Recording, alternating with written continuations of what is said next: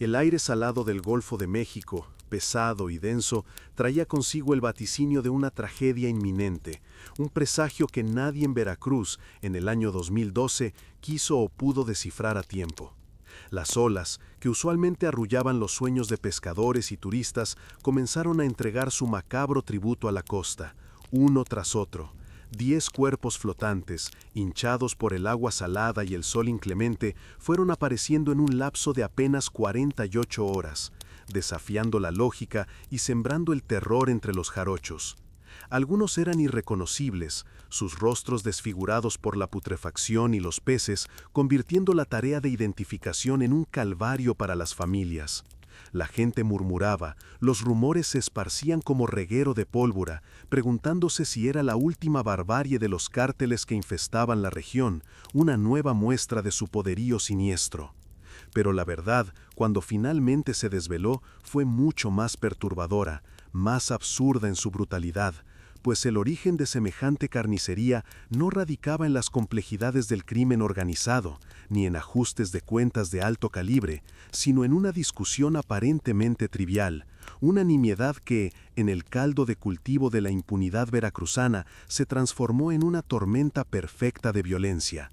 Una disputa banal por un lugar en la fila del mercado local, un insignificante altercado por la descarga de pescado fresco, se convirtió en el detonante de una masacre que dejaría una marca imborrable en la memoria colectiva, un recordatorio sombrío de cómo la vida humana podía ser devaluada en un sistema que había olvidado el significado de la justicia. La magnitud de los cuerpos, 10 almas arrebatadas, contrastaba de forma desgarradora con la insignificancia del motivo.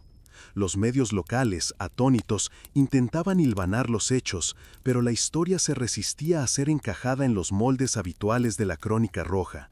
No había grandes capos, ni operaciones complejas, solo la cruda realidad de una venganza desatada.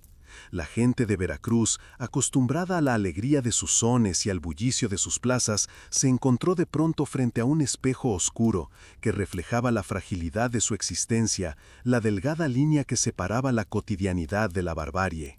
La noticia se esparció como un escalofrío por todo el estado, llegando incluso a los rincones más alejados, dejando en el aire una pregunta muda. ¿Quién podría ser capaz de tal ferocidad por algo tan mundano, por un simple puesto en la fila? La respuesta a esa pregunta, que resonaba en los callejones empedrados y los muelles de la ciudad, apuntaba a un hombre cuya vida, hasta ese momento, había sido un testamento a la sencillez y al trabajo duro.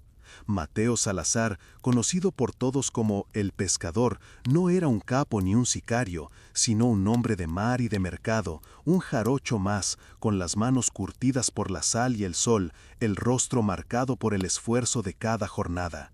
Su vida, tan ordinaria como la de cualquier otro trabajador honesto, se había transformado en el epicentro de una tragedia que rebasaba cualquier entendimiento.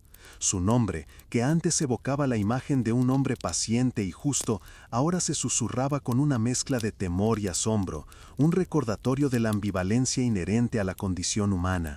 Veracruz, en el 2012, era una ciudad que bailaba al son de la cumbia y el danzón, pero que, bajo su fachada festiva, ocultaba una herida profunda, una llaga abierta de impunidad que supuraba en cada esquina. La brisa marina, que normalmente traía el aroma a mariscos y frituras de los puestos ambulantes, a veces se mezclaba con un tufo metálico, un olor a sangre seca que nadie quería reconocer, pero que flotaba en el ambiente como una amenaza. Las instituciones policiales, desbordadas o corruptas, habían abdicado de su función, dejando un vacío que era llenado por la ley del más fuerte, una justicia salvaje y arbitraria que gobernaba las calles y los mercados, donde el poder se medía en la capacidad de intimidar y dominar al prójimo. En ese Veracruz fracturado, Mateo, el pescador Salazar, de 48 años, era un faro de integridad, un hombre que se aferraba a los valores de la decencia y el esfuerzo. Desde antes del amanecer, sus botas pisaban la arena húmeda, su mirada escudriñaba el horizonte en busca de la promesa del mar, y sus manos, firmes y expertas, lanzaban las redes con la sabiduría de generaciones. En el mercado, su puesto era conocido por el pescado fresco y los precios justos, un refugio de honestidad en medio del bullicio y la competencia feroz. Su paciencia era legendaria, su palabra un contrato. Pero más allá del mar y del mercado, el verdadero motor de su existencia era su familia, especialmente Sofía, su hija menor de 16 años, la luz de sus ojos, la razón de cada jornada extenuante, el futuro que anhelaba forjar con sus propias manos. Sofía, con su mirada vivaz y su sed de conocimiento, representaba la esperanza, la posibilidad de romper el ciclo de la vida dura en el mercado, de escapar a un destino prescrito por la pobreza y la falta de oportunidades.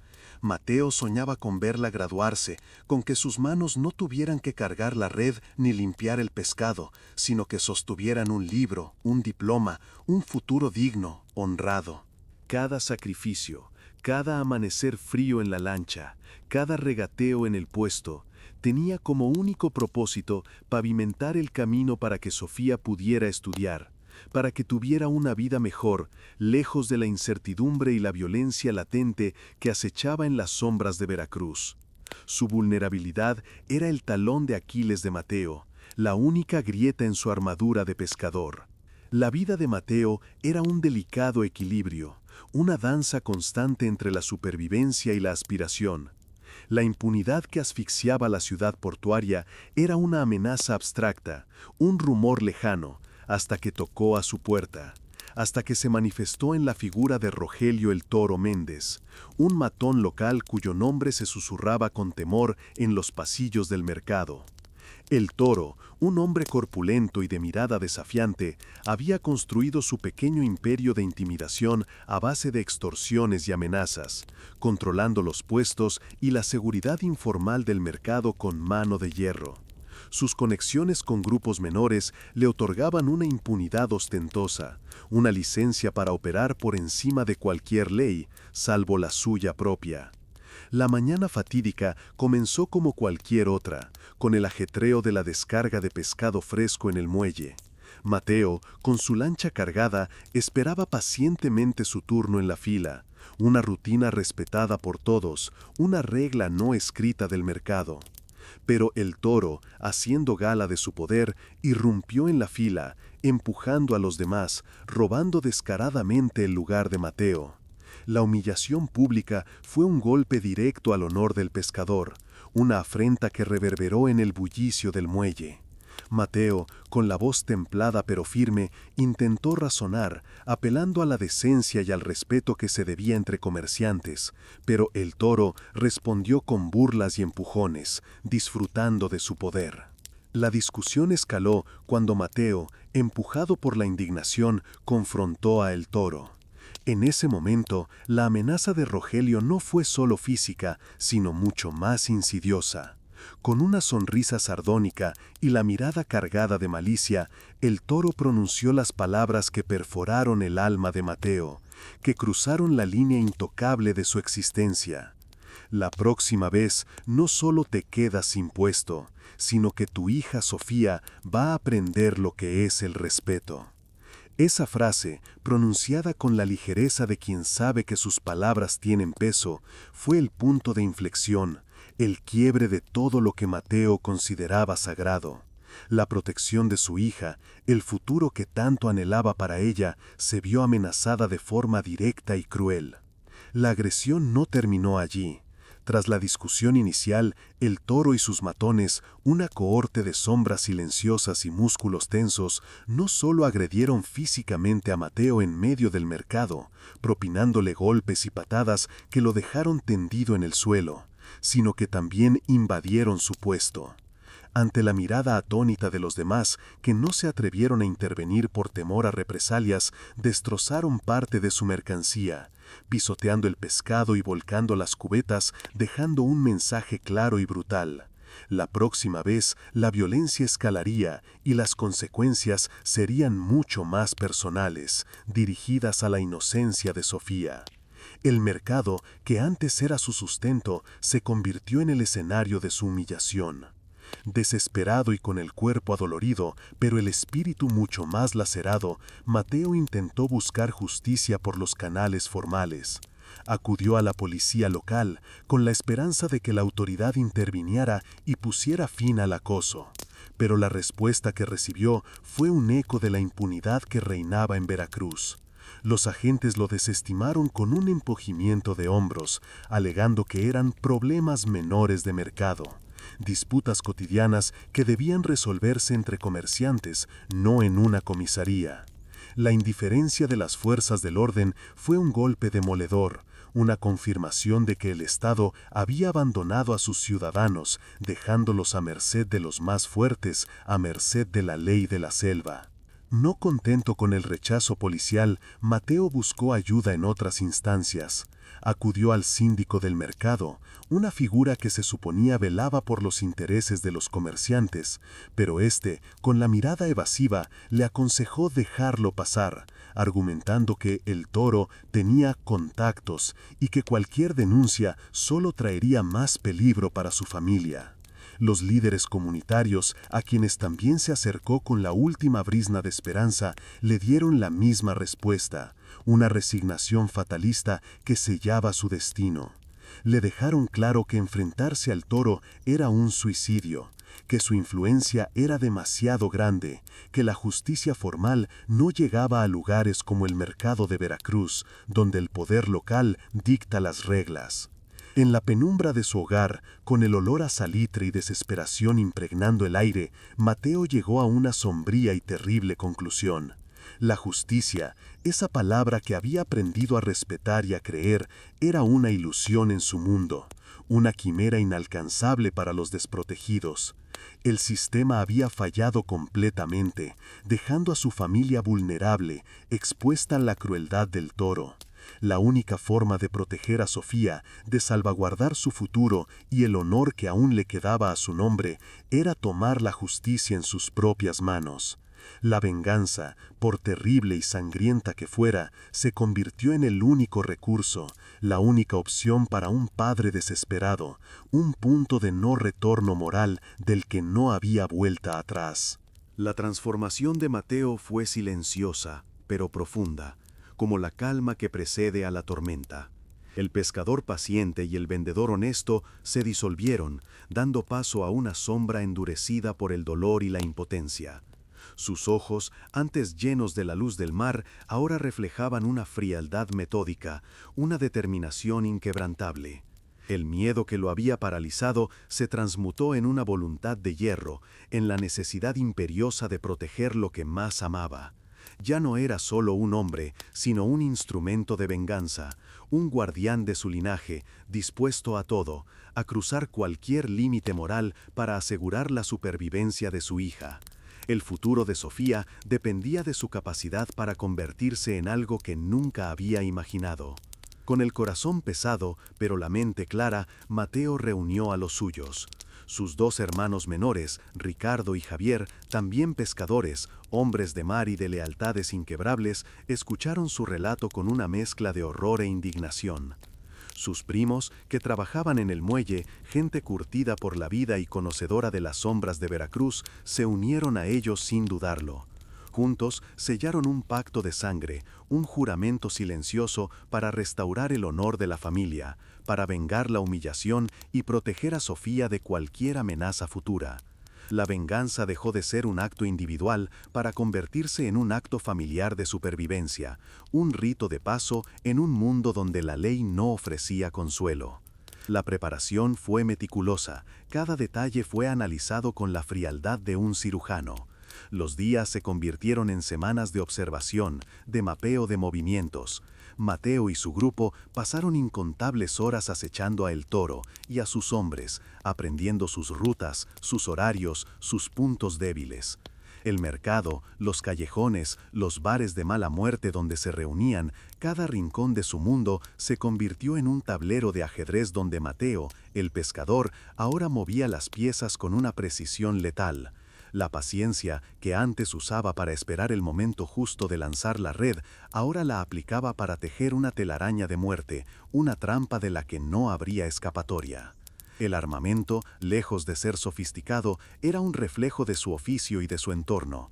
Cuchillos de pesca, afilados hasta el extremo, las herramientas de su sustento convertidas en armas mortales. Garfios de metal, usados para arrastrar peces grandes, ahora se vislumbraban como instrumentos de tortura. Javier, el más cauteloso, sacó de su escondite una vieja pistola 38 oxidada, un residuo de otros tiempos, pero aún funcional. Ricardo, por su parte, desenterró un viejo rifle de caza, una reliquia familiar que había servido para alimentar a los suyos, ahora destinado a un propósito mucho más oscuro. La transformación era completa. Las herramientas de la vida se habían convertido en instrumentos de la muerte. La necesidad de sobrevivir mutó en la sed de venganza, un eco de la violencia institucional que los había desamparado. El plan era brutal en su sencillez y efectivo en su ejecución. Atraerían a los objetivos, uno por uno o en pequeños grupos, a un almacén abandonado cerca del puerto, un lugar olvidado por el tiempo y la ley, un refugio perfecto para la barbarie que se avecinaba. Una vez dentro, las salidas serían bloqueadas, sellando el destino de los agresores. La ejecución sería metódica, un acto quirúrgico de eliminación, sin dejar testigos ni cabos sueltos. Los cuerpos, una vez consumada la venganza, serían arrojados al mar, a las mismas aguas que Mateo y sus hermanos surcaban cada día, utilizando las mismas embarcaciones que usaban para pescar. La esperanza era que el vasto Golfo de México los engullera para siempre, borrando cualquier rastro de su macabro acto. La noche de la ejecución llegó envuelta en una neblina marina, un velo que cubría el puerto y los callejones con un manto de misterio. El aire, denso y húmedo, traía el olor a salitre y a gasolina de los barcos, mezclado con la tensión palpable que emanaba del grupo de Mateo. Cada uno conocía su papel, cada paso había sido ensayado en las sombras de sus mentes. Los primeros en caer fueron los matones de El Toro, atraídos al almacén con pretextos de un negocio ilícito, de una mercancía fácil. La sorpresa fue su única compañía. El terror se pintó en sus rostros cuando se dieron cuenta de que las puertas se cerraban tras ellos, que sus captores no eran otros traficantes, sino fantasmas silenciosos y decididos. Mateo, con la pistola 38 en mano, su peso familiar y frío contra la palma, observaba con una frialdad deshumanizada cómo sus hermanos y primos, armados con los cuchillos de pesca y los garfios, ejecutaban el plan con una precisión escalofriante.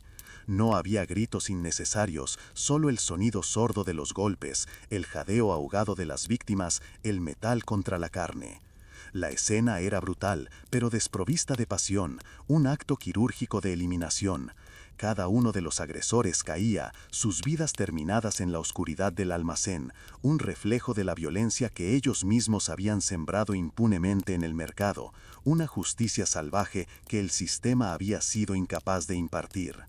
Finalmente llegó el turno de Rogelio el Toro Méndez. Fue el último en ser atraído a la trampa, su arrogancia su perdición. Cuando entró al almacén, su sonrisa de suficiencia se desvaneció al ver a sus hombres tendidos en el suelo, la sangre formando charcos oscuros bajo la luz tenue de una bombilla solitaria. El terror se apoderó de él cuando sus ojos se encontraron con los de Mateo, un pescador al que había humillado y amenazado, ahora transformado en su verdugo. El Toro comprendió entonces que su víctima era su carnicero, que la ley del más fuerte que él había impuesto ahora se volvía contra él, encarnada en la figura de un hombre que había perdido todo, excepto la determinación de proteger a su familia. El silencio en el almacén era denso, roto solo por la respiración agitada de El Toro y el crujido de la madera bajo los pies de Mateo. El pescador se acercó lentamente, la pistola apuntando directamente al pecho de Rogelio, sus ojos fijos, sin emoción. No hubo palabras, no hubo súplicas, solo la cruda realidad de un final inevitable. El disparo resonó en el silencio, un eco final que marcó el fin de una era de impunidad para El Toro, el cierre de un capítulo de dolor para Mateo. El cuerpo de Rogelio se desplomó, uniéndose a los demás en el suelo ensangrentado, un testimonio mudo de la venganza consumada, un acto que no glorificaba la violencia, sino que la exponía en su más cruda y desoladora verdad. Antes de arrastrar los cuerpos hacia el mar, Mateo realizó el último acto de su macabro rito. Con un pequeño anzuelo de pesca, el mismo que usaba para atrapar peces, lo clavó en la palma de la mano de cada uno de los agresores. una marca silenciosa, un recordatorio sombrío de quién había hecho justicia, de dónde provenía la furia que los había alcanzado.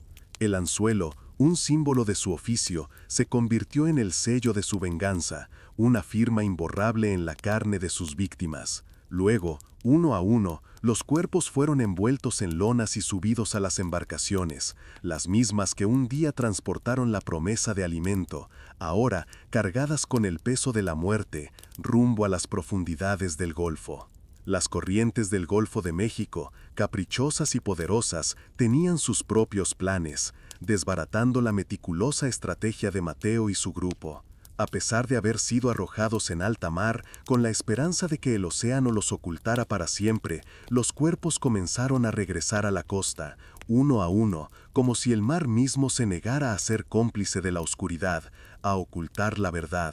El primer cuerpo apareció a los 2 días, luego otro, y otro más, hasta completar los 10, flotando cerca de las playas de Veracruz, desafiando la lógica y el plan de ocultamiento, revelando la magnitud de la matanza y la futilidad de la venganza en su intento de escapar a las consecuencias. La aparición de los cuerpos desató una intensa investigación. Las autoridades, que antes habían ignorado las súplicas de Mateo, ahora se veían obligadas a actuar ante la evidencia innegable de una masacre. Los anzuelos clavados en las palmas de las víctimas se convirtieron en la pista clave, un rastro que apuntaba directamente al mundo de los pescadores, al mercado, a Mateo Salazar. La red se cerró rápidamente. Mateo y sus 2 hermanos, Ricardo y Javier, fueron capturados en sus hogares, en el mismo barrio donde habían vivido toda su vida, sus rostros marcados por el cansancio, pero sus miradas aún reflejando la determinación de lo que habían hecho.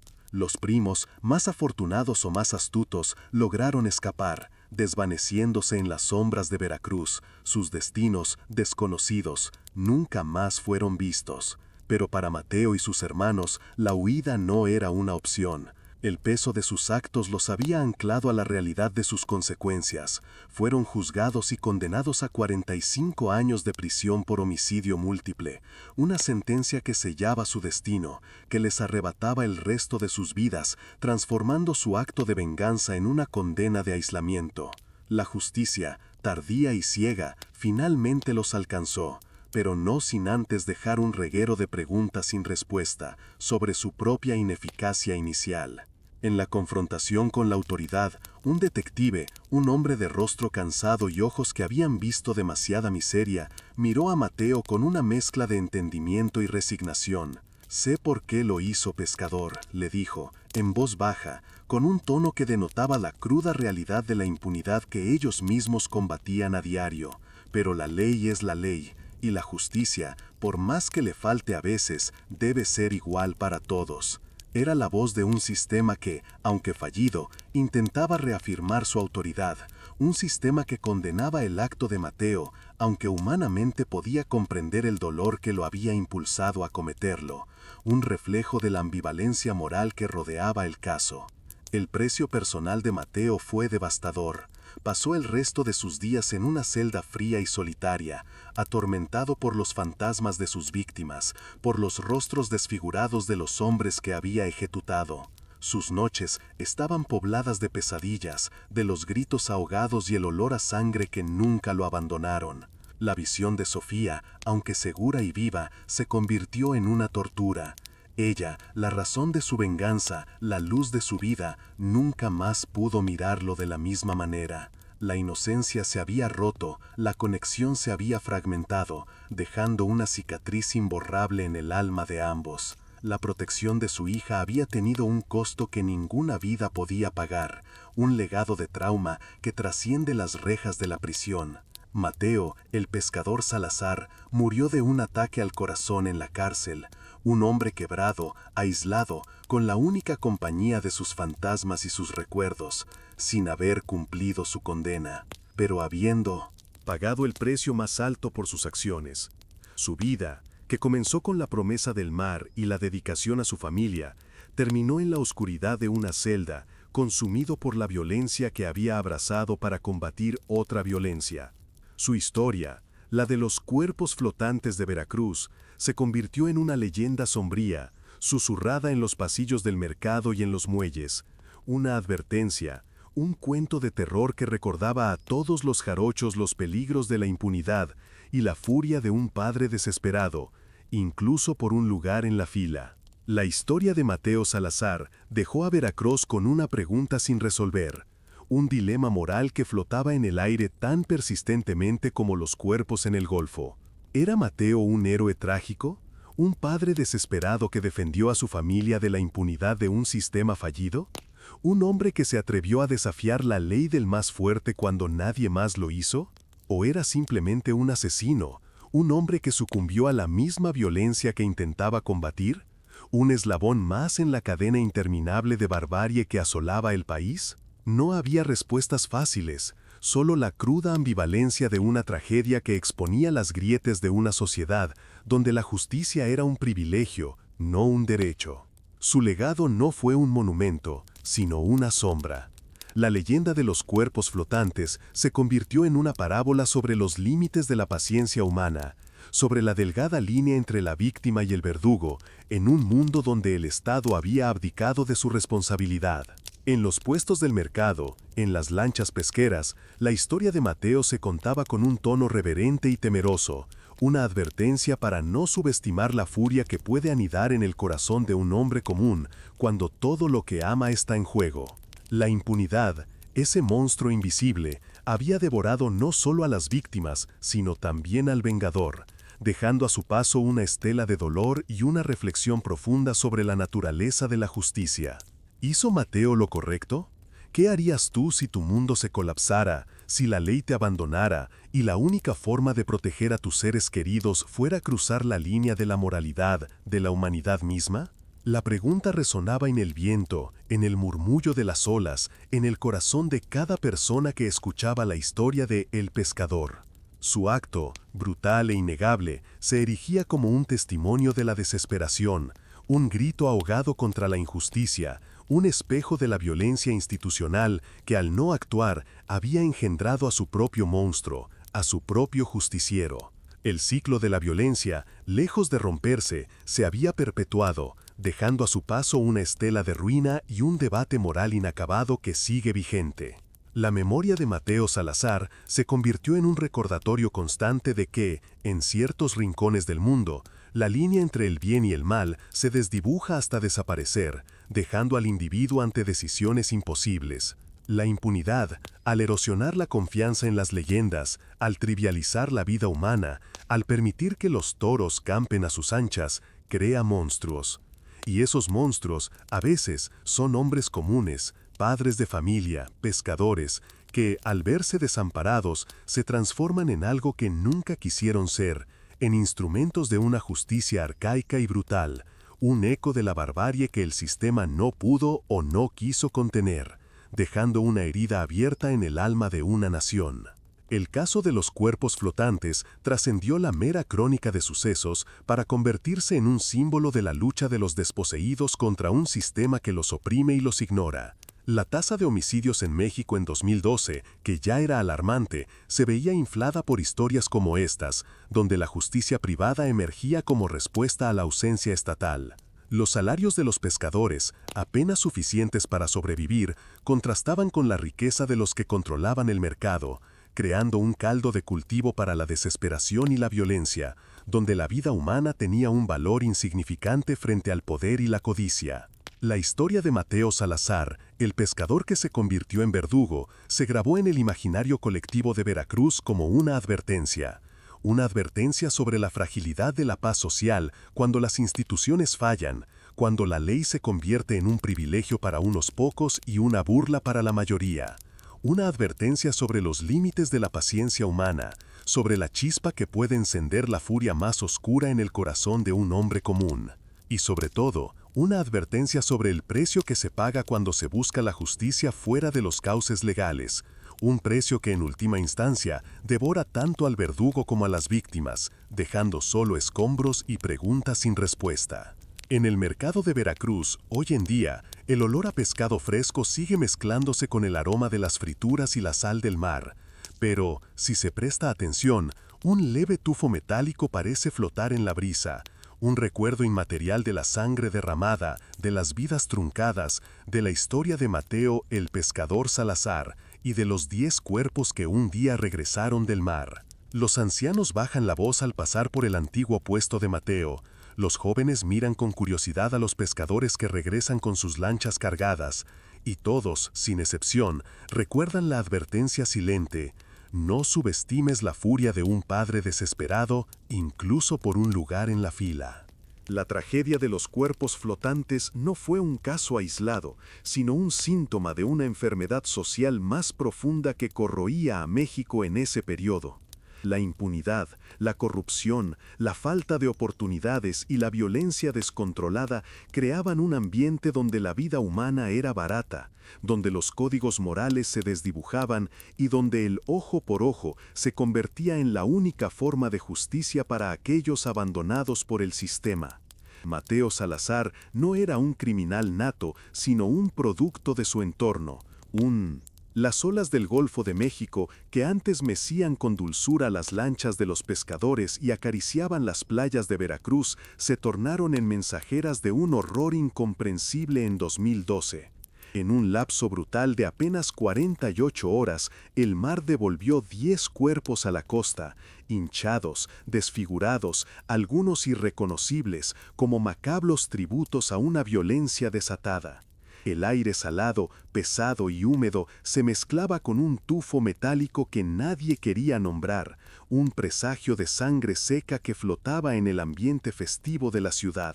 Veracruz, acostumbrada a la alegría de sus sones y al bullicio de su gente, se encontró de pronto frente a un espejo oscuro que reflejaba la fragilidad de la vida, la delgada línea entre la cotidianidad y la barbarie, dejando una pregunta muda en el ambiente: ¿qué clase de infierno había escupido semejante carnicería, desafiando toda lógica y sembrando el terror entre los jarochos? La conmoción se extendió como reguero de pólvora, pues la verdad, cuando finalmente se desveló, fue mucho más perturbadora que cualquier ajuste de cuentas entre cárteles.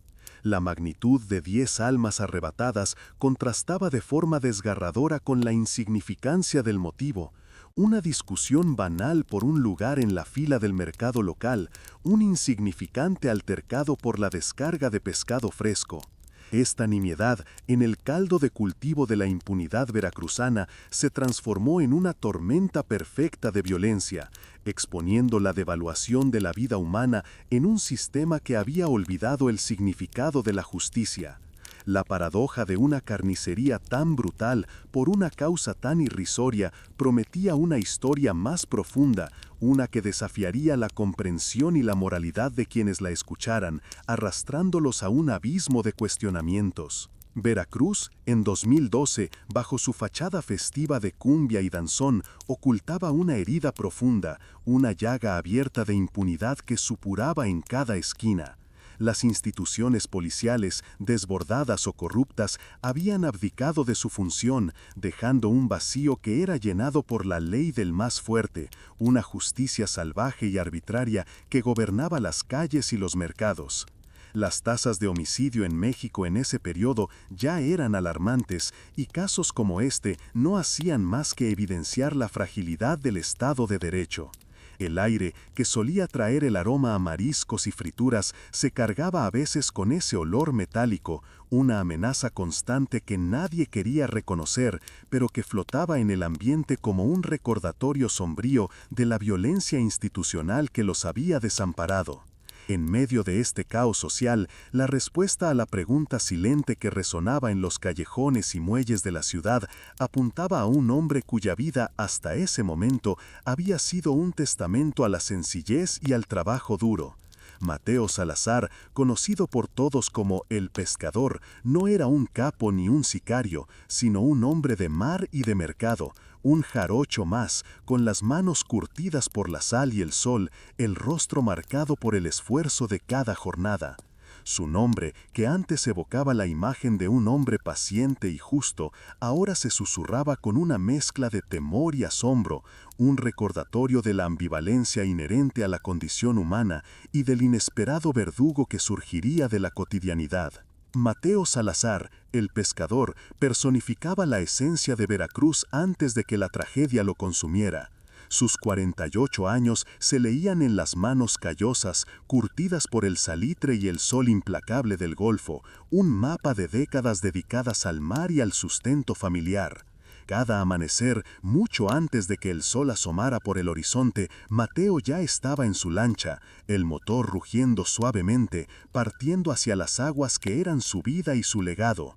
El olor a diésel y a pescado fresco se adhería a su ropa, una fragancia de trabajo honesto que lo identificaba en cada rincón del puerto. Su rostro, marcado por las líneas de la fatiga, reflejaba la dignidad de un hombre que se ganaba el pan con el sudor de su frente, ajeno a las sombras que acechaban la ciudad, un faro de integridad en un mar de incertidumbre. En el bullicioso mercado de Veracruz, su puesto era un oasis de confianza. El pescador era sinónimo de frescura y de precios justos, un refugio para los clientes que buscaban calidad en medio del regateo y la competencia voraz.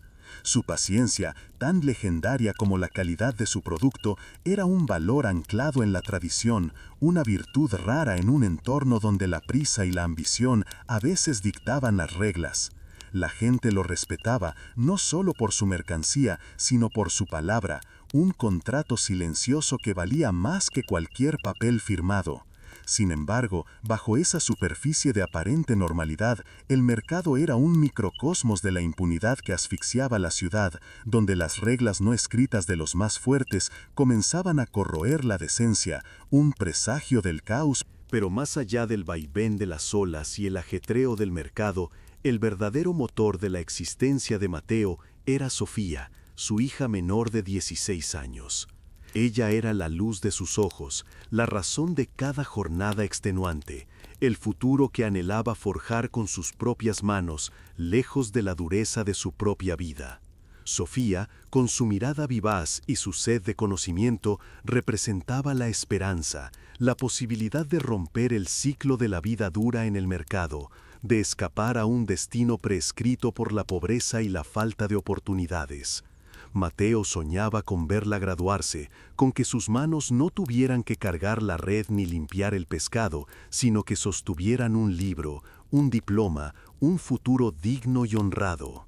Cada sacrificio, cada amanecer frío en la lancha, cada regateo en el puesto tenía como único propósito pavimentar el camino para que Sofía pudiera estudiar, para que tuviera una vida mejor, lejos de la incertidumbre y la violencia latente que acechaba en las sombras de Veracruz. La vulnerabilidad de su hija era el talón de Aquiles de Mateo, la única grieta en su armadura de pescador, la promesa silenciosa que lo mantenía en pie. Ella era el ancla de su esperanza, y cualquier amenaza a su bienestar era para él una afrenta directa a su propia existencia, un desafío a la esencia de su ser. En un país donde la educación era a menudo un lujo y no un derecho, Sofía representaba una inversión a largo plazo en un futuro mejor, una luz en la oscuridad social. La vida de Mateo era un delicado equilibrio, una danza constante entre la supervivencia y la aspiración, en un Veracruz donde la ley del más fuerte era la moneda de cambio. La impunidad que asfixiaba la ciudad portuaria no era un rumor lejano, sino una amenaza palpable que se cernía sobre todos, especialmente sobre los más desprotegidos. En 2012, la tasa de homicidios en México reflejaba una escalada de violencia que desdibujaba las líneas entre el crimen organizado y la delincuencia común, dejando a la población a merced de la arbitrariedad. El aire salado, que antes arrullaba los sueños, ahora traía consigo el vaticinio de una tragedia, un presagio que se materializaba en las calles y en los mercados, donde la autoridad formal había cedido su lugar a la brutalidad. En ese Veracruz fracturado, la impunidad abstracta tomó forma en la figura de Rogelio el Toro Méndez, un matón local cuyo nombre se susurraba con temor en los pasillos del mercado. El Toro, un hombre corpulento y de mirada desafiante, había construido su pequeño imperio de intimidación a base de extorsiones y amenazas, controlando los puestos y la seguridad informal del mercado con mano de hierro. Sus conexiones con grupos menores le otorgaban una impunidad ostensiva, una licencia para operar por encima de cualquier ley, salvo la suya propia.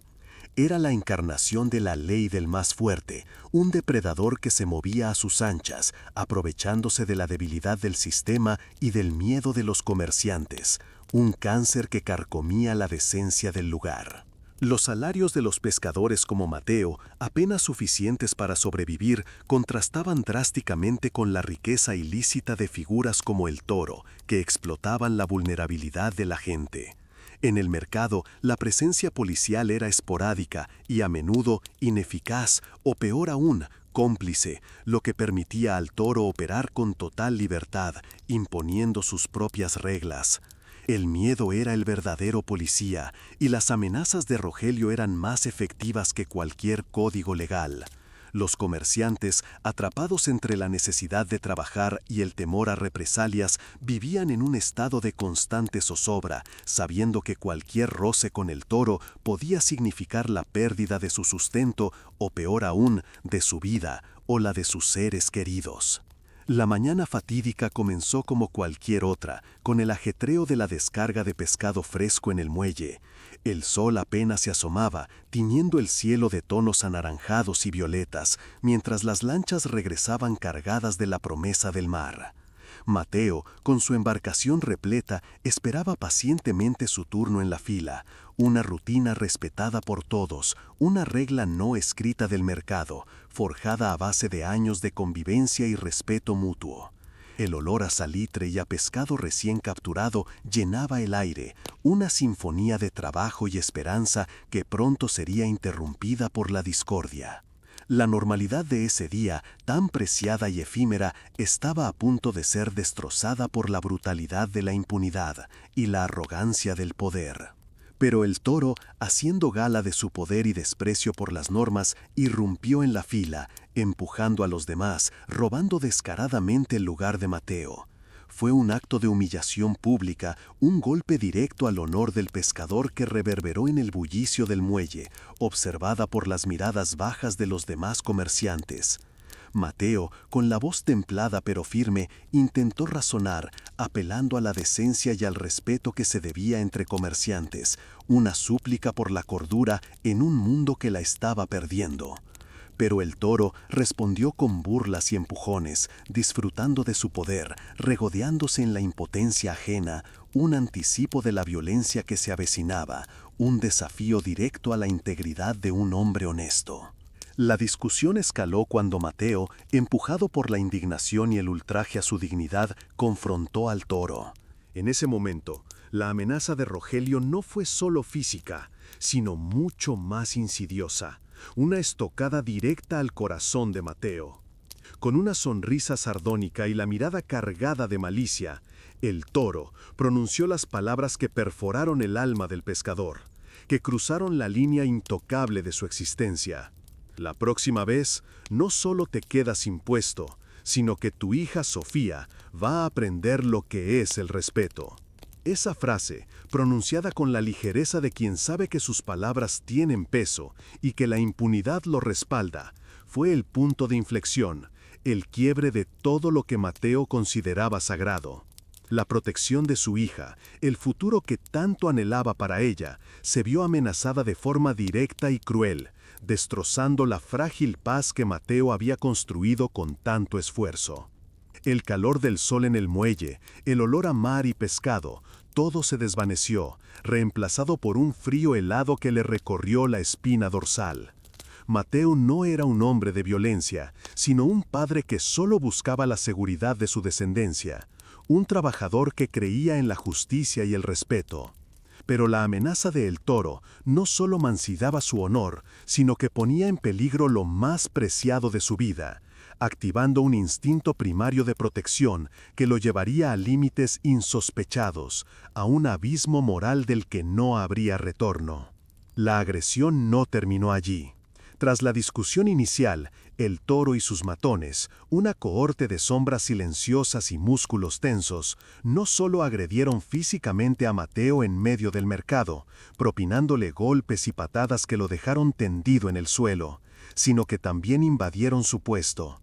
Ante la mirada atónita de los demás comerciantes, que no se atrevieron a intervenir por temor a represalias, destrozaron parte de su mercancía, pisoteando el pescado y volcando las cubetas, dejando un mensaje claro y brutal. La próxima vez, la violencia escalaría y las consecuencias serían mucho más personales, dirigidas a la inocencia de Sofía. El mercado, que antes era su sustento, se convirtió en el escenario de su humillación y el comienzo de su metamorfosis. Desesperado y con el cuerpo adolorido por la brutal paliza, pero el espíritu mucho más lacerado por la humillación pública y la amenaza a su hija, Mateo arrastró su dolor por las calles de Veracruz. El mercado, que antes era el sustento de su familia y un lugar de trabajo honrado, se había transformado en el escenario de su degradación, un recordatorio constante de la impotencia que lo consumía. El olor a pescado fresco, que solía ser reconfortante, ahora le recordaba la mercancía pisoteada, el futuro destrozado. Su mente no dejaba de reproducir las palabras de El Toro, la promesa de violencia contra Sofía, una imagen que lo perseguía como una sombra, avivando una furia fría y silenciosa que apenas comenzaba a gestarse en lo más profundo de su ser, un presentimiento oscuro de lo que estaba por venir. Con la última brizna de esperanza, Mateo decidió buscar justicia por los canales formales, creyendo aún en la promesa de un sistema que protegía a los ciudadanos. Acudió a la policía local, con el rostro hinchado y el alma rota, narrando los hechos con una voz temblorosa, esperando que la autoridad interviniera y pusiera fin al acoso de El Toro. Sin embargo, la respuesta que recibió fue un eco de la impunidad que reinaba en Veracruz, una ciudad donde la justicia era a veces una quimera. Los agentes, con un desinterés palpable y un encogimiento de hombros, desestimaron su denuncia, alegando que eran problemas menores de mercado, disputas cotidianas que debían resolverse entre comerciantes, no en una comisaría. Esta indiferencia policial era un reflejo de la crisis de seguridad que azotaba a México en 2012, donde solo el 7% de los delitos eran denunciados y menos del 1% resultaban en sentencia, dejando a la población a merced de los delincuentes. La indiferencia de las fuerzas del orden fue un golpe demoledor para Mateo, más doloroso que cualquier puñetazo recibido, una confirmación cruel de que el Estado había abandonado a sus ciudadanos, dejándolos a merced de los más fuertes, a merced de la ley de la selva que gobernaba las calles y los mercados. El aire en la comisaría, pesado y rancio, se sentía tan opresivo como la realidad que le presentaban. No había protección, no había esperanza en las instituciones. La promesa de seguridad y justicia, que se supone garantizaba la vida en sociedad, se desvanecía ante sus ojos, revelando una verdad brutal. Estaba solo, su familia estaba desprotegida, y la amenaza de El Toro seguía latente, más real y cercana que nunca, sin que nadie estuviera dispuesto a detenerla. No contento con el rechazo policial, Mateo, con la desesperación carcomiéndole el alma, buscó ayuda en otras instancias. Se acercó al síndico del mercado, una figura que en teoría velaba por los intereses y la seguridad de los comerciantes. El síndico, con la mirada evasiva y el rostro marcado por el cansancio de quien ha visto demasiado, le aconsejó dejarlo pasar, argumentando que El Toro tenía contactos poderosos y que cualquier denuncia solo traería más peligro para su familia. Una advertencia tácita de que intentar desafiar a Rogelio era un suicidio. Su voz, un susurro temeroso, dejaba claro que la influencia de Rogelio se extendía más allá de los límites del mercado, incluso a las esferas de quienes se supone debían protegerlos. Los líderes comunitarios, a quienes también se acercó Mateo con la última brizna de esperanza, le dieron la misma respuesta, una resignación fatalista que sellaba su destino y el de su familia. Le dejaron claro que enfrentarse a El Toro era una locura, que su influencia era demasiado grande, que la justicia formal, esa abstracción que prometía equidad, simplemente no llegaba a lugares como el mercado de Veracruz, donde el poder local dictaba las reglas con mano de hierro. La brisa marina, que antes le traía consuelo, ahora parecía susurrarle la cruda verdad de su desamparo, recordándole que en ese rincón del mundo, la ley era un privilegio de los poderosos, una burla para los desprotegidos, una sentencia de muerte para quienes osaban desafiarla. En la penumbra de su humilde hogar, con el olor a salitre y desesperación impregnando cada rincón, Mateo llegó a una sombría y terrible conclusión. La justicia, esa palabra que había aprendido a respetar y a creer desde niño, era una ilusión en su mundo, una quimera inalcanzable para los desprotegidos. El sistema había fallado por completo, dejándolo a él y a su familia vulnerables, expuestos a la crueldad despiadada de El Toro y a la impunidad que lo cobijaba. La impotencia se transformó en una rabia helada, una determinación inquebrantable de que no permitiría que el futuro de Sofía fuera arrebatado por la arbitrariedad y la violencia de un matón, ni por la inoperancia de un Estado ausente. La única forma de proteger a Sofía, de salvaguardar su futuro y el honor que aún le quedaba a su nombre, era tomar la justicia en sus propias manos. La venganza, por terrible y sangrienta que fuera, se convirtió en el único recurso, la única opción para un padre desesperado, un punto de no retorno moral del que no había vuelta atrás. En ese momento, en la oscuridad de su sala, Mateo Salazar, el pescador honesto y paciente, murió, y en su lugar nació una sombra endurecida, un verdugo dispuesto a cruzar cualquier límite para proteger a su hija. La elección no fue de bien o mal, sino de supervivencia, un acto visceral dictado por la desesperación y el amor incondicional de un padre en un país donde la vida humana se devaluaba cada día. El peso de esa decisión era inmenso, una carga que le helaba la sangre, pero que al mismo tiempo le infundía una determinación férrea. Sabía que al elegir ese camino se convertiría en aquello que despreciaba, un hombre de violencia, un espejo de la barbarie que lo había empujado al límite. Sin embargo, la imagen de Sofía, sonriendo, estudiando, con un futuro brillante por delante, era más poderosa que cualquier miedo, que cualquier dilema moral. El precio de la venganza sería altísimo, pero el precio de no hacer nada, de dejar que el toro destruyera lo que más amaba, era impensable, insoportable. En ese instante, Mateo Salazar, el pescador, se convirtió en el arquitecto de su propia tragedia y de la de sus verdugos. La transformación de Mateo fue silenciosa, pero profunda, como la calma que precede a la tormenta más devastadora en el Golfo. El pescador paciente y el vendedor honesto se disolvieron, como la niebla matutina sobre las olas, dando paso a una sombra endurecida por el dolor y la impotencia. Sus manos, antes curtidas por el sol y la salitre de las redes, ahora parecían pesar con una nueva y terrible determinación, ya no para traer vida del mar, sino para cosecharla. Sus ojos, antes llenos de la luz del amanecer y la esperanza de un buen día de pesca, ahora reflejaban una frialdad metódica, una determinación inquebrantable que helaba la sangre. El miedo que lo había paralizado se transmutó en una voluntad de hierro, en la necesidad imperiosa de proteger lo que más amaba. Ya no era solo un hombre, sino un instrumento de venganza, un guardián de su linaje dispuesto a cruzar cualquier límite moral para asegurar la supervivencia de su hija, Sofía. El futuro de ella dependía de su capacidad para convertirse en algo que nunca había imaginado ser, un reflejo sombrío de la barbarie que lo había empujado al abismo. Con el corazón pesado, pero la mente clara como el agua de una laguna tranquila, Mateo reunió a los suyos en la penumbra de su hogar, donde el olor a salitre se mezclaba con la tensión palpable.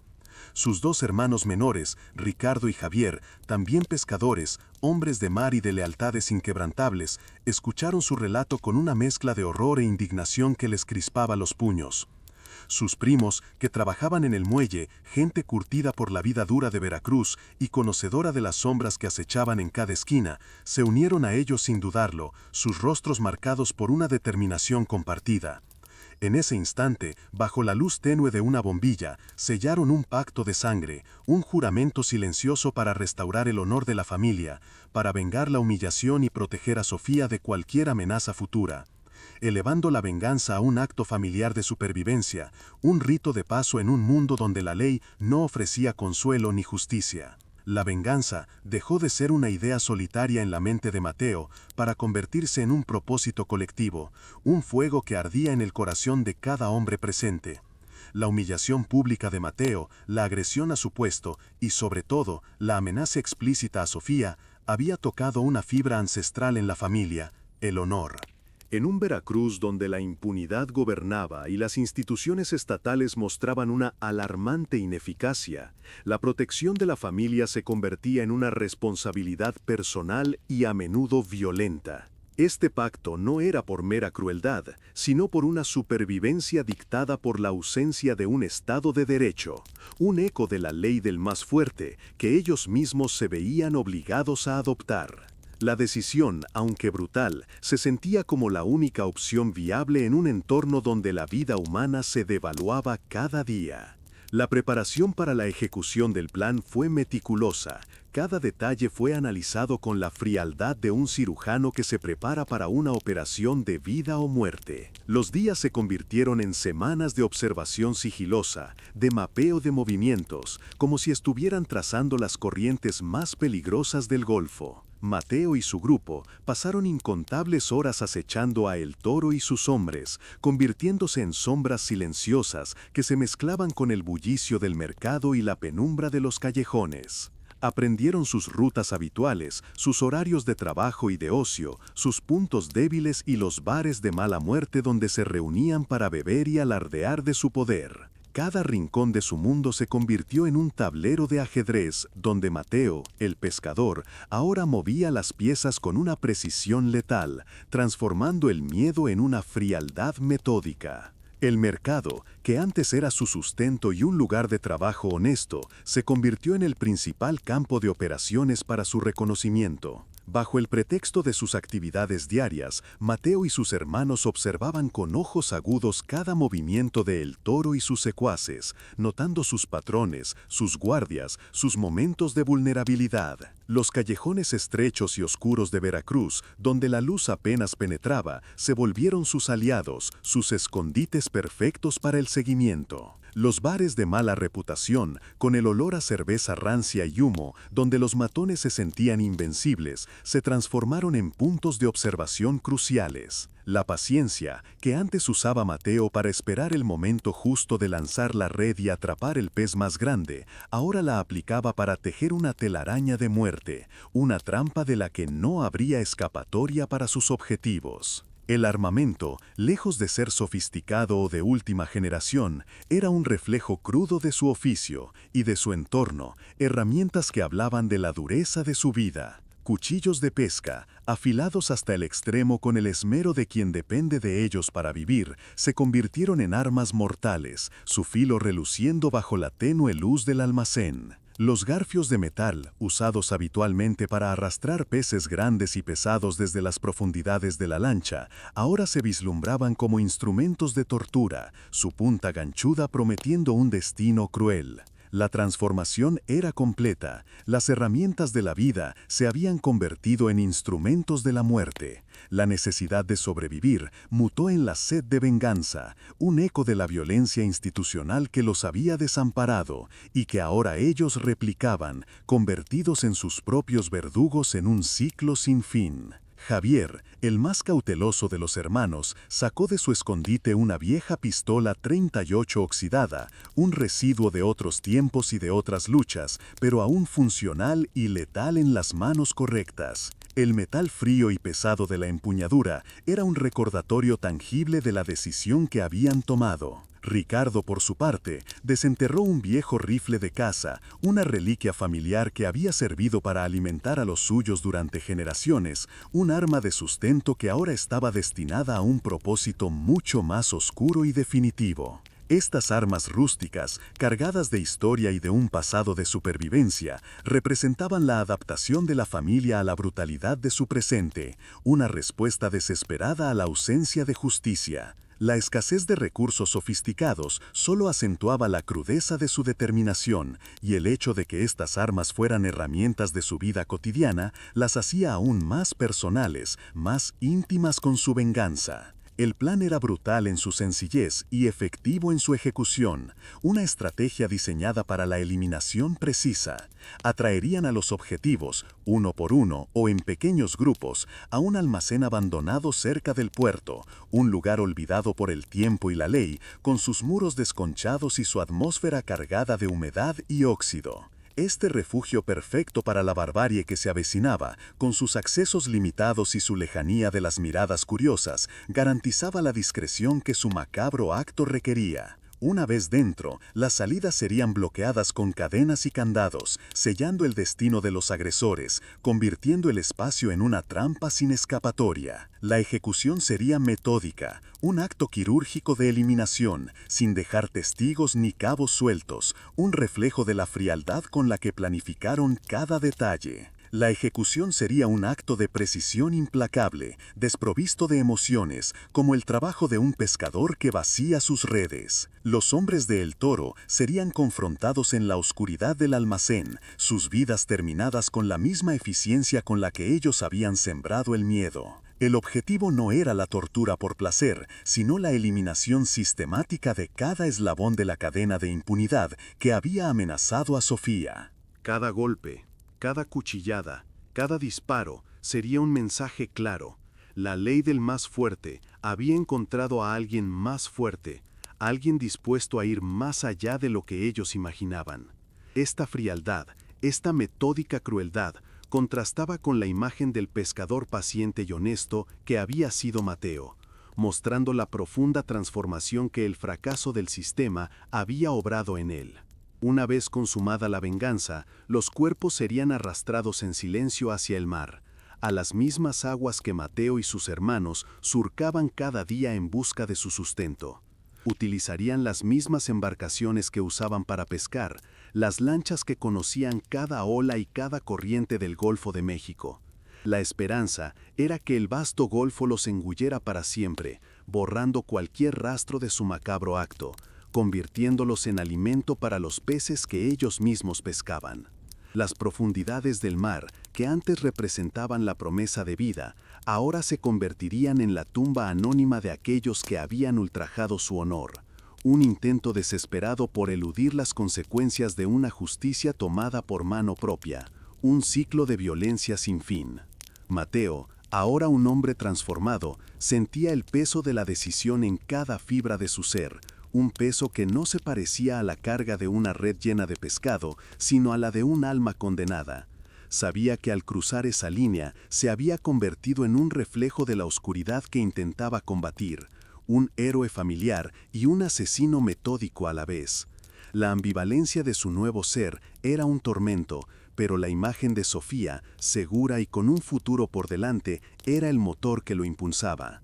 En ese Veracruz de 2012, donde la impunidad permitía la proliferación de toros y la justicia era una quimera para la mayoría, la transformación de Mateo Salazar era tanto una tragedia personal como una crítica mordaz a un sistema que había abandonado a sus ciudadanos, empujándolos a buscar soluciones brutales en la desesperación.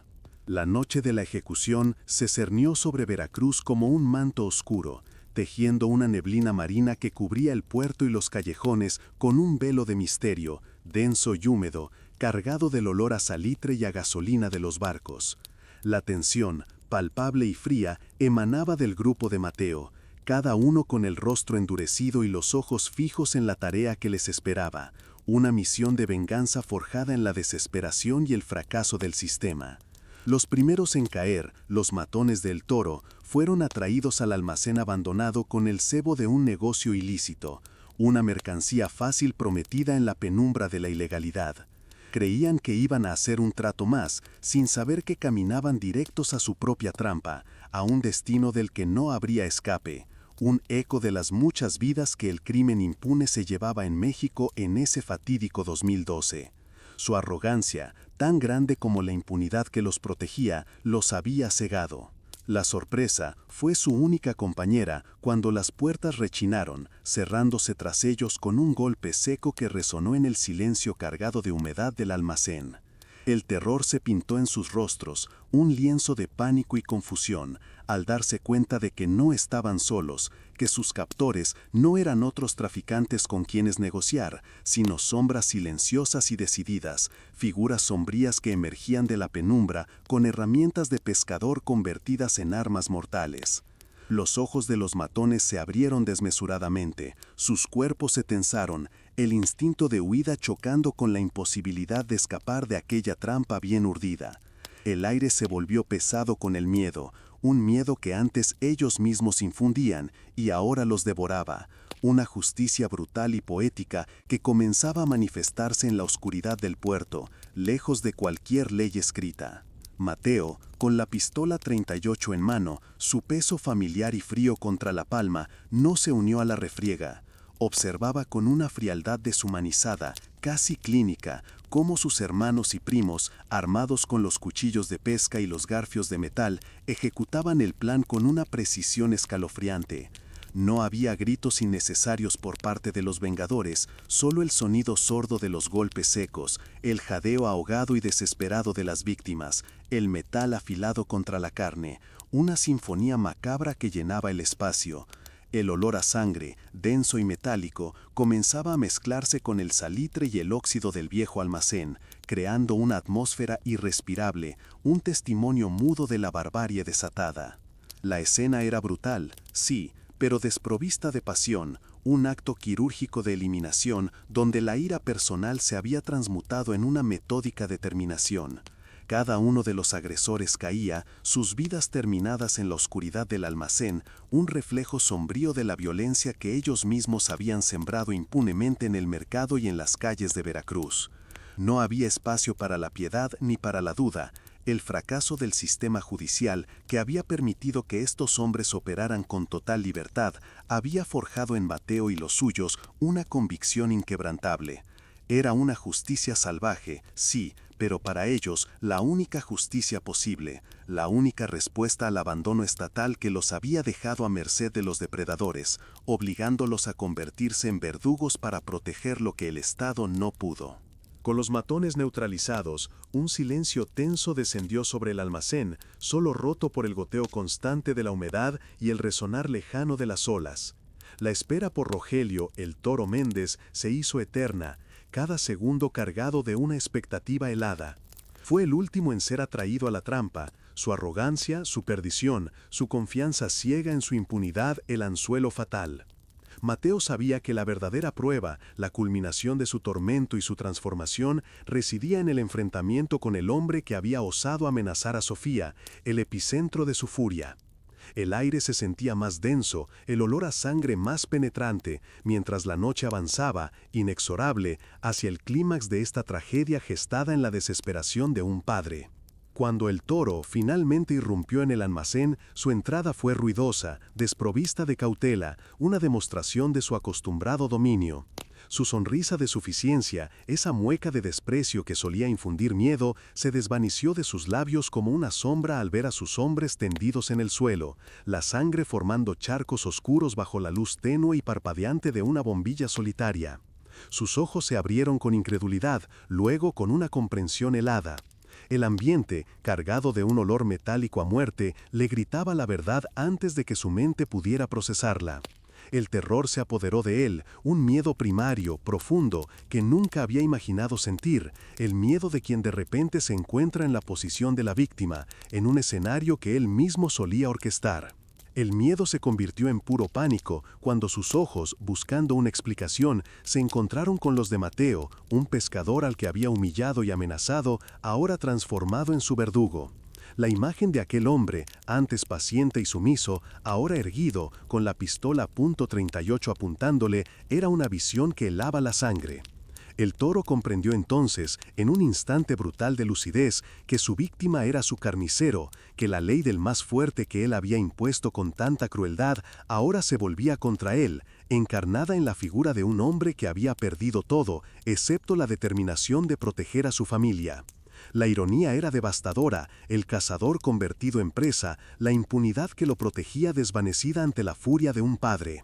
El silencio en el almacén era denso, roto solo por la respiración agitada y temblorosa del toro, que luchaba por recuperar el aliento, y el crujido apenas perceptible de la madera bajo los pasos lentos y deliberados de Mateo.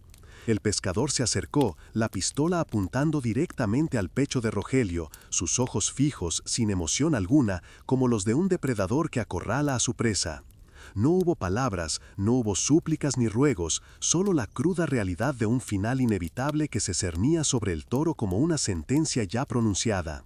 La ausencia de diálogo solo intensificaba la tensión, subrayando la frialdad metódica de Mateo, un hombre que había trascendido la ira para convertirse en una fuerza ineludible, en la encarnación de una justicia brutal.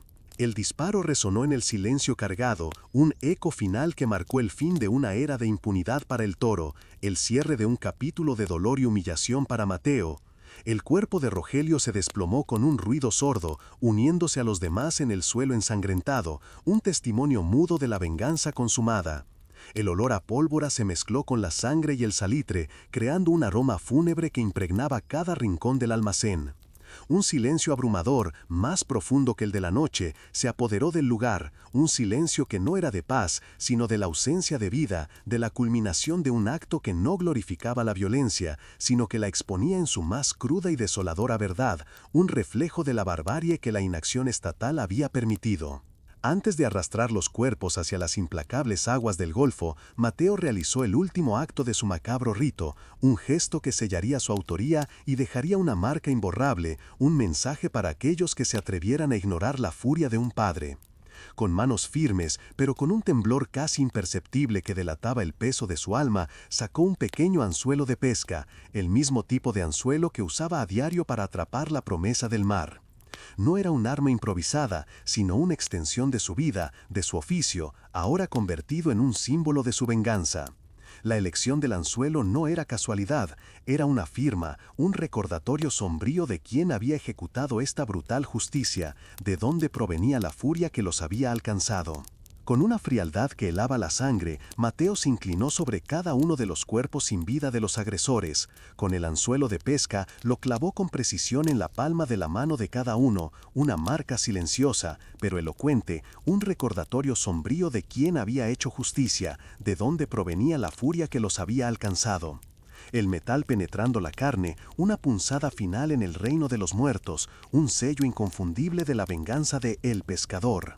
El anzuelo, un símbolo de su oficio, se convirtió en el emblema de su retribución, una firma imborrable en la carne de sus víctimas, una advertencia tácita para aquellos que se atrevieran a profanar el honor de una familia o amenazar la inocencia de una hija en un Veracruz donde la ley se había olvidado.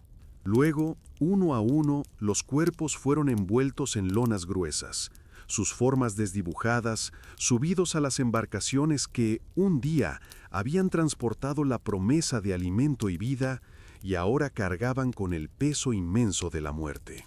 El silencio era la única compañía en el muelle, un silencio que pesaba en el alma de Mateo. Se detuvo un momento, observando el horizonte oscuro, sintiendo el aire salado en su rostro. No había arrepentimiento inmediato en sus ojos, solo una grim determinación, una convicción férrea de que lo había hecho para proteger a Sofía, para asegurar su futuro, para vengar la humillación que el sistema había permitido.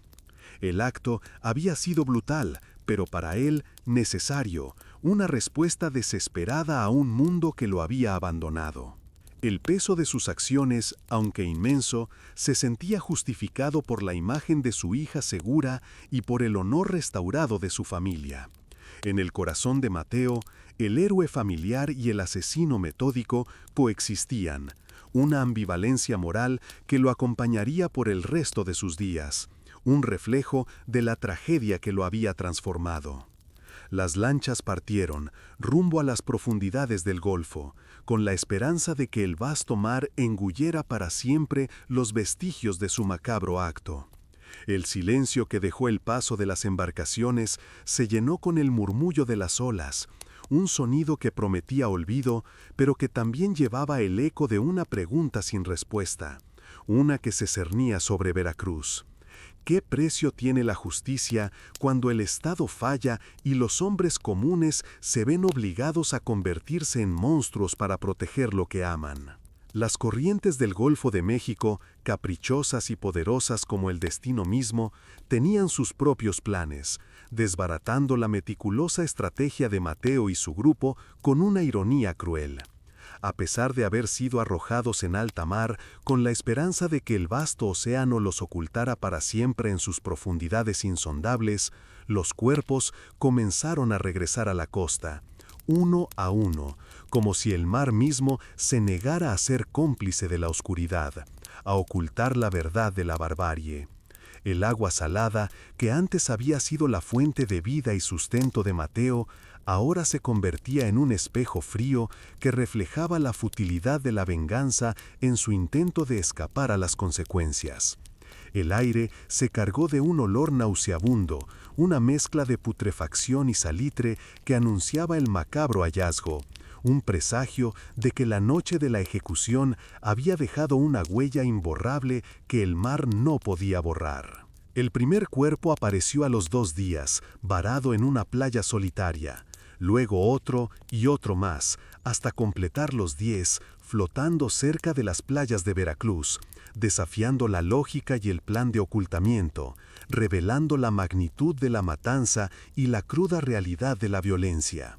La noticia se esparció como un escalofrío por toda la ciudad, reviviendo el terror inicial y la pregunta sobre quién podría ser el autor de tal atrocidad. El caos se apoderó del puerto y de los barrios aledaños, donde el murmullo de los pescadores y los comerciantes se mezclaba con el ulular de las sirenas y el ir y venir de las autoridades. Las calles, antes bulliciosas, ahora reflejaban una mezcla de miedo y morbo, mientras la gente se agolpaba para ver los macabros despojos, un recordatorio sombrío de cómo la impunidad había gestado una furia desmedida. Los anzuelos clavados en las palmas de las víctimas se convirtieron de inmediato en la pista clave, un rastro macabro que apuntaba directamente al mundo de los pescadores, al mercado, a la vida de Mateo Salazar.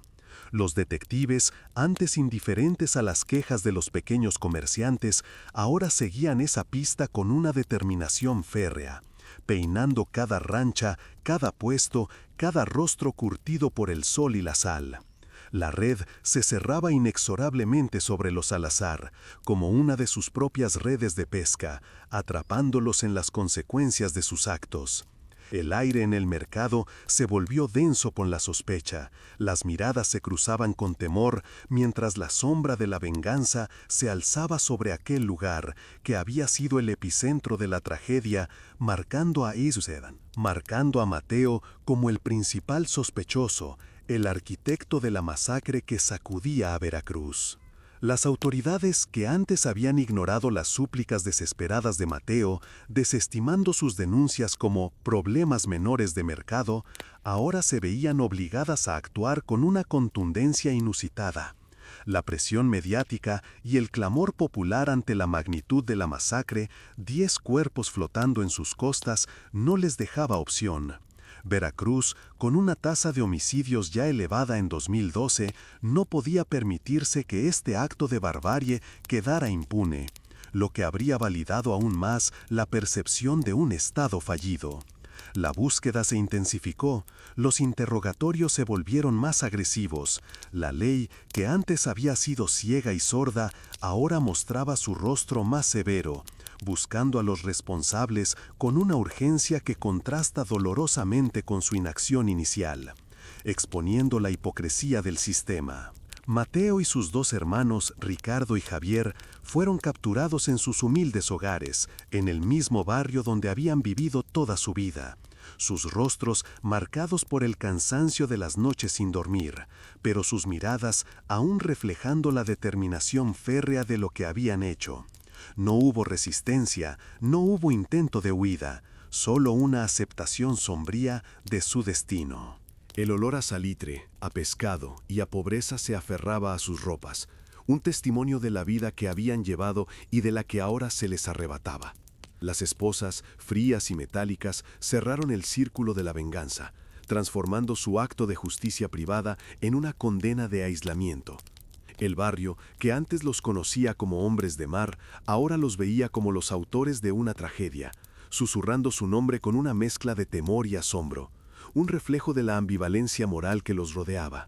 Mientras tanto, los primos, más afortunados o quizás más astutos, lograron escapar, desvaneciéndose en las sombras de Veracruz, sus destinos desconocidos. Nunca más fueron vistos, sus nombres borrados de la memoria colectiva, o al menos nunca vinculados directamente a la masacre. Para Mateo y sus hermanos, sin embargo, la huida no era una opción. El peso de sus actos los había anclado a la realidad de sus consecuencias, a la tierra que los había visto nacer y que ahora los condenaba. La brisa marina, que antes les traía la promesa de un nuevo día de pesca, ahora les susurraba el lamento de su libertad perdida, el eco de un futuro truncado por sus propias manos. La familia se había dividido, unos encarcelados, otros fugados, todos marcados por el precio de la venganza. Fueron juzgados y condenados a 45 años de prisión por homicidio múltiple, una sentencia que sellaba su destino, que les arrebataba el resto de sus vidas, transformando su acto de venganza en una condena perpetua de aislamiento y remordimiento. La sala del tribunal, fría y desangelada, contrastaba con el calor vibrante del mercado que había sido su mundo. La justicia, tardía y ciega, finalmente los alcanzó, pero no sin antes dejar un reguero de preguntas sin respuesta sobre su propia ineficacia inicial, sobre el papel del Estado en la génesis de esta tragedia. La condena era un castigo legal, pero para Mateo el verdadero tormento apenas comenzaba. Un viaje introspectivo hacia las profundidades de su propia oscuridad, una condena moral más pesada que cualquier celda. En la confrontación con la autoridad, un detective, un hombre de rostro cansado y ojos que habían visto demasiada miseria, miró a Mateo con una mezcla de entendimiento y resignación. El aire en la sala de interrogatorios era denso, cargado de verdades no dichas y de la cruda realidad de un sistema que a menudo llegaba tarde. «Sé por qué lo hizo, pescador», le dijo en voz baja, con un tono que denotaba la impunidad que ellos mismos combatían a diario. Pero la ley es la ley, y la justicia, por más que le falte a veces, debe ser igual para todos. Era la voz de un sistema que, aunque fallido, intentaba reafirmar su autoridad, condenando el acto de Mateo, incluso si humanamente comprendía el dolor que lo había impulsado. Este reflejo de ambivalencia moral exponía la tragedia social que se gestaba en cada rincón del país, una crítica velada a la inacción estatal que precede a tales actos de desesperación, donde la ley, aunque justa en teoría, fracasa en la práctica. El precio personal de Mateo fue devastador, un tormento silencioso que lo acompañaría hasta el final de sus días. Pasó el resto de su existencia en una celda fría y solitaria, atormentado por los fantasmas de sus víctimas, por los rostros desfigurados de los hombres que había ejecutado en la penumbra del almacén. Sus noches estaban pobladas de pesadillas recurrentes, de los gritos ahogados y el olor a sangre que nunca lo abandonaron, una tortura constante que lo consumía desde dentro. El silencio de la prisión, roto solo por el murmullo de sus propios pensamientos, era un recordatorio perpetuo de la soledad que había elegido para proteger a su hija.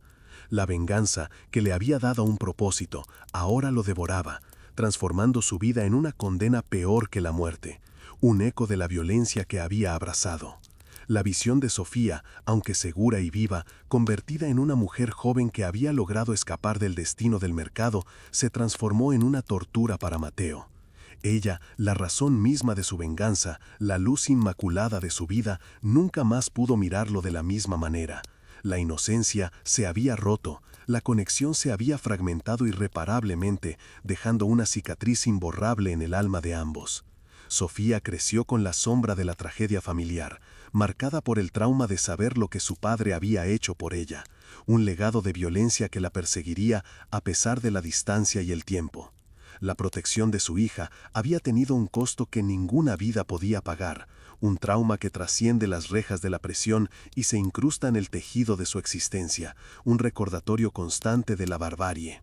Mateo, el pescador, Salazar, murió de un ataque al corazón en la cárcel, un hombre quebrado, aislado, con la única compañía de sus fantasmas y sus recuerdos, sin haber cumplido la totalidad de su condena, pero habiendo pagado el precio más alto por sus acciones. Su vida, que comenzó con la promesa del mar y la dedicación a su familia, terminó en la oscuridad de una celda, consumida por la violencia que había abrazado para combatir otra violencia. Su historia, la de los cuerpos flotantes de Veracruz, se convirtió en una leyenda sombría, susurrada en los pasillos del mercado y en los muelles. Una advertencia, un cuento de terror que recordaba a todos los jarochos los peligros de la impunidad y la furia de un padre desesperado, incluso por un lugar en la fila, dejando una estela de dolor y una pregunta moral sin respuesta. El último aliento de Mateo, el pescador Salazar, se disolvió en la frialdad metálica de su celda, un eco desolador de la vida que había sacrificado por un honor mancillado y un futuro para su hija. En los años transcurridos tras la masacre, la prisión se convirtió en su purgatorio, un infierno personal donde los fantasmas de sus víctimas danzaban en las sombras, sus gritos ahogados y el olor a sangre que nunca lo abandonaron. Cada noche, las paredes de concreto se transformaban en espejos, reflejando el rostro desfigurado de El Toro y la angustia de los otros 9 hombres, torturándolo con el recuerdo de cada golpe, cada anzuelo, cada vida arrebatada. El alto costo de su venganza, la pérdida de su libertad, de su familia y en última instancia de su propia alma, se manifestó en una soledad abrumadora, una condena más pesada que cualquier cadena, un tormento silencioso que lo consumía desde adentro, recordándole que había cruzado un umbral del que no había retorno. Sofía, la luz de sus ojos y la razón de su brutal transformación, logró escapar del destino del mercado, labrándose un camino lejos de la salitre y la violencia. Estudió, trabajó duro, cumpliendo el sueño de su padre, pero la sombra de los cuerpos flotantes la acompañó como una marca invisible. La distancia física entre ella y Mateo no era nada comparada con la fractura irreparable en su conexión, la inocencia perdida, la mirada que nunca más pudo ser la misma.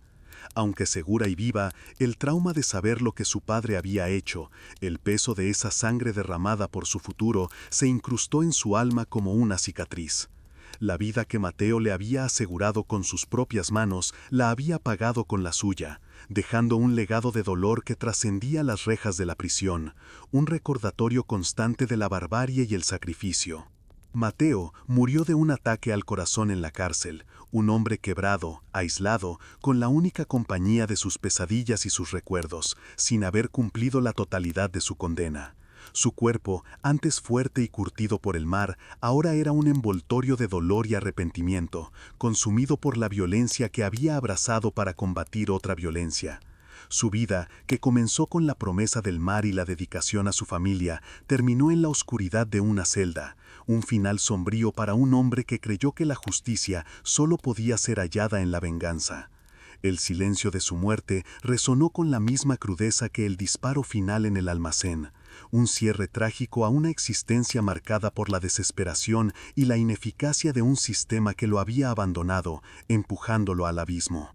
La historia de los cuerpos flotantes de Veracruz se convirtió en una leyenda sombría, susurrada en los pasillos del mercado, en las cantinas de mala muerte y en los muelles donde las lanchas regresaban con la promesa del día. Fue una advertencia, un cuento de terror que recordaba a todos los jarochos los peligros de la impunidad y la furia de un padre desesperado, incluso por un lugar en la fila. La gente hablaba de Mateo con una mezcla de temor y reverencia, un hombre que se atrevió a desafiar el sistema cuando nadie más lo hizo, un fantasma que caminaba entre ellos, recordándoles la delgada línea entre la víctima y el verdugo. Su legado no fue un monumento, sino una sombra que se cernía sobre el puerto, una parábola de la justicia salvaje. En el corazón de Veracruz, la tragedia de Mateo Salazar dejó una pregunta sin resolver, un dilema moral que flotaba en el aire tan persistentemente como los cuerpos en el Golfo. ¿Era Mateo un héroe trágico, un padre desesperado que, ante el fracaso institucional, defendió a su familia de la impunidad de un matón? ¿Un hombre común que se atrevió a desafiar la ley del más fuerte cuando el Estado se encogió de hombros? ¿O era simplemente un asesino? Un hombre que sucumbió a la misma violencia que intentaba combatir, un eslabón más en la cadena interminable de barbarie que asolaba el país en 2012, donde la tasa de homicidios se disparaba y la vida humana se devaluaba cada día? Su acto, brutal e innegable, se erigió como un testimonio de la desesperación, un grito ahogado contra la injusticia, un espejo de la violencia institucional que, al no actuar, había engendrado a su propio monstruo, a su propio justiciero. El caso de los cuerpos flotantes trascendió la mera crónica de sucesos para convertirse en un símbolo de la lucha de los desposeídos contra un sistema que los oprime y los ignora, una crítica mordaz a un Estado ausente. La impunidad, al trivializar la vida humana y al permitir que los toros campen a sus anchas, crea monstruos, y esos monstruos a veces son hombres comunes, padres de familia, pescadores, empujados al límite. La memoria de Mateo Salazar se convirtió en un recordatorio constante de que, en ciertos rincones del mundo, la línea entre el bien y el mal se desdibuja hasta desaparecer, dejando al individuo ante decisiones imposibles. La historia de El Pescadurga y su venganza se grabó en el imaginario colectivo de Veracruz como una advertencia sobre la fragilidad de la paz social cuando las instituciones fallan, cuando la ley se convierte en un privilegio para unos cuantos y una burla para la mayoría. Una advertencia sobre los límites de la paciencia humana, sobre la chispa que puede encender la furia más oscura en el corazón de un hombre, cuando todo lo que ama está en juego y el Estado no ofrece amparo. ¿Hizo Mateo lo correcto? ¿Qué harías tú si tu mundo se colapsara, si la ley te abandonara y la única forma de proteger a tus seres queridos fuera cruzar la línea de la moralidad, de la humanidad misma? La pregunta resonaba en el viento, en el murmullo de las olas que chocaban contra las playas de Veracruz, en el corazón de cada persona que escuchaba la historia de El Pescador. El ciclo de la violencia, lejos de romperse, se había perpetuado, dejando a su paso una estela de ruina y un debate moral inacabado que sigue vigente. Un eco de la barbarie que el sistema no pudo o no quiso contener, y que convirtió a un padre en un verdugo, un ciudadano en un justiciero.